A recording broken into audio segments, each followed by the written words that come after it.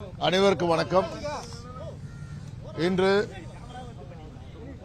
எழும்பூர் 13வது நீதிமன்றத்தில் பிரச்சாரத்தின் போது, தேர்தல் பரப்புரை போது முன்னாள் முதல்வர் திரு எடப்பாடி பழனிசாமி அவர்கள் உண்மைக்கு புறம்பாக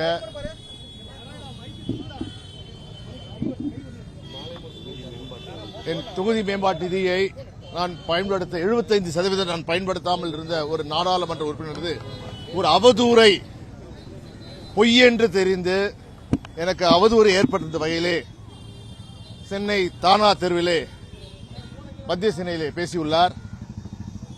அதை எதிர்த்து நான் அவருக்கு ஒரு நோட்டீஸ் கொடுத்த 24 மணி நேரத்தில் நீங்கள் மன்னிப்பு கேளுங்கள், கேட்காவிட்டால் நான் நீதிமன்றத்தை நாட செல்லும் என்று. ஆகையால் அவர் மன்னிப்பை கேட்காததால் இன்று எழும்பூர் நீதிமன்றத்திலே அவர் மீது கிரிமினல் அவதூறு வழக்கினை நாங்கள் பதிவு செய்துள்ளோம். அடுத்த மாதம் 14ஆம் தேதி அது விசாரணைக்கு வருகிறது. இதுவரைக்கும் பார்த்தா 95% மேல் என் தொகுதி மேம்பாட்டு நிதியை நான் செலவழித்திருக்கிறேன். சுமார் 17 கோடி எனக்கு ஒதுக்கப்பட்டது. கொரோனா காலத்திலே அது தடுத்து நிறுத்தப்பட்டது. 17 கோடியிலே மீதம் இருப்பது வெறும் 17 லட்சம் தான். அத்தனையும் என் மத்திய சென்னை தொகுதிக்காக நான் செலவிட்டிருக்கிறேன். விவரங்கள்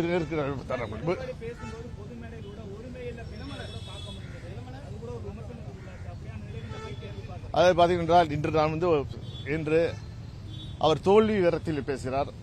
அது மட்டும் இல்லாமல் அவர் பேசுகின்ற பேச்சு அவருக்கு தெரிகிறதா என்று தெரியவில்லை. சுயநலவுடன் பேசுகிறார் என்று கூட தெரியவில்லை. ஏதோ வந்தோமே பேசினோமே, திமுகவினரை தாக்கினோமே என்ற பேச்சில் பேசுகிறார். ஆனால் உண்மை மக்களுக்கு தெரிய வேண்டும். என் உண்மையான நோக்கம் என்னென்றால், என் தொகுதிக்கு நான் நல்லபடியாக என்னை தேர்ந்தெடுத்த மக்களுக்கு சிறப்பான முறையிலே நான் பணியாற்றியிருக்கிறேன். அதை கொச்சைப்படுத்தி எனக்கு அவதூறு வழங்குகின்ற வகையிலே திரு எடப்பாடி பழனிசாமி பேசினார். அதற்காக தான் இந்த வழக்கை நான் தொடர்ந்துள்ளேன்.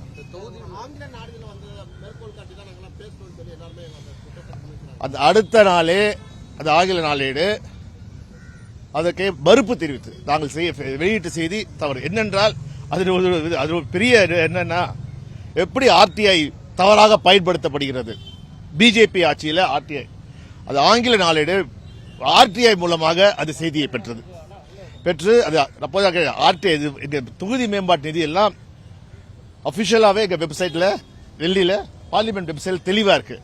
சோ ஆர்டிஐல வந்தால் தப்பு என்பது இருக்கு. இதேதான் அண்ணாமலையும் செஞ்சார். ஆர்டிஐல ஒரு தவறான செய்தியை பண்றார். அந்த செய்தியை சுட்டி நாளிதழ் ஆசிரியருக்கு நான் சுட்டி காட்டினேன்.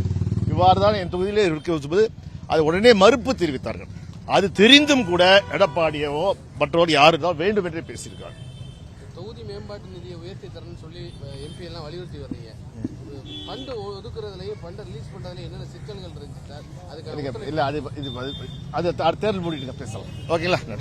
சரி. செய்திகளை உடனுக்குடனும் துல்லியமாகவும் தெரிந்து கொள்ள சப்ஸ்கிரைப் பண்ணுங்க.